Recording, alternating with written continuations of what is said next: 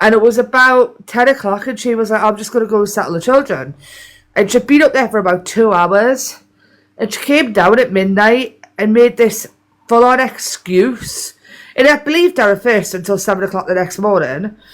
I made this full-on excuse that a friend had an emergency and she was on her own and she would need to go and take the kids right. to this thing. And she was like, is there any way you could get back? And at the time, I just assumed I had a ticket where I could return at any time. And I hadn't checked like weather forecasts and things. So I was like, yeah, not a problem. Right? So the next morning, I woke up at 7 o'clock. I was very anxious because I have a lot of issues, and like I'd spoken to like this older member of the team who was like the mummy of the team, but not like the head. And she was like, I'll have a word with so and so who runs it to see if maybe you could stay at someone else's. Right. She didn't even know. I found that, so that morning I woke up to me being booted off the Discord, and the girl I was with was like, oh, Discord's down, should I be booted out as well?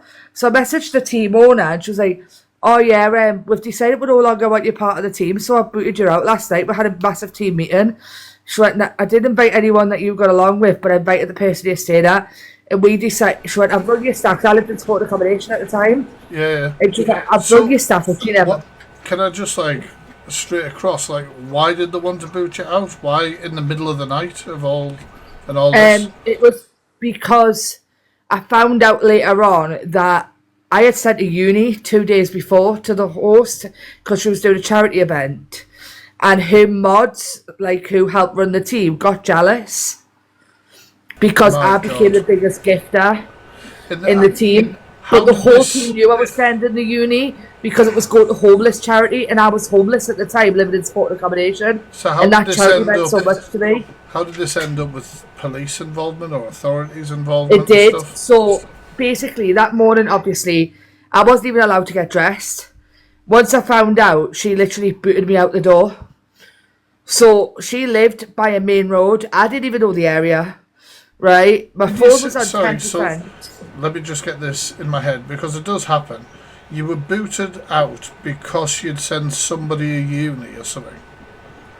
Yeah, because I became the biggest gifter and everyone got jealous, and her mods decided that I wasn't the best fit for the team because if I was gonna be all for but everyone knew about it. This uni had been planned for 2 weeks. I got the whole team involved because I got someone to battle at. It was a massive thing. Everyone knew about it. It wasn't like I just randomly went into a live and dropped it. Right? Everyone knew about it. They all helped me build up. And anyway, I sent the uni. I was at the place. I got booted out with 10% on my phone. I was in a random, the area I was, there was a massive motorway in a roundabout, but there was loads of little benches along the way, leading to this motorway. So I was kind of just sitting there in my PJs and a massive stitch hoodie, trying to figure out what to do. And the police pulled up, and I was in tears at this point because I had just Googled that a massive storm was hitting my area and trains weren't going to my area. So I was like, what do I do? So the police took me to the train station. They were like, there are trains going, but they're very far and few between. So we'll get you to a central area, which was Birmingham, right? And then they said from there you should be able to get somewhere. And I was like, worst comes to worst, even if I could get to where I'm originally from, and I'll just have to go and stay with family for a night or two. So and did you end up reporting them to the police, or they reporting you to the police? So this is what happened. So the police put me on, got Birmingham police to transport police to meet me. In the meantime, I got a phone call whilst I'm on the train asking if I wanted to take anything further. And I said, look, I need to think about this. Because I went, further? What was the crime? It's not nice, obviously, being booted out in the middle of the night. Because she wouldn't let me have access to my suitcase. So technically it was theft. What, so she kept your stuff? Yeah. Right, okay. Yeah. So then, anyway, I get home at 11 o'clock at night. This is from 10 o'clock in the morning. Blah-de-blah-de-blah. Everything's sorted. And I kind of just left it there. But that was a helpful time. Then briefly, this other team approached me. Can I just ask, did you get your stuff back? Yeah. because I did report them for theft. So did the police go and get it and bring it to you, or what? So what happened was, my family had to drive down to that area and collect it from the local police station. Right. Sorry, one second. Bloody shitty puzzle. So, in your opinion, do TikTokers waste authorities' times with what you've gone So through? on that occasion, yes, because that could have been resolved by me just not travelling that day. If they were going to do that at midnight, I got in at 4 p.m. So this you was not a think quick that thing. they wasted the police time by not having the decency to let you know, letting you travel and then booting you out in the middle of the night? Well, if she basically had said, look, you need to go, like, let me charge my phone for like 20 minutes because I had a fast charger. Let me charge my phone. Let me get dressed. Let me organise it for an hour.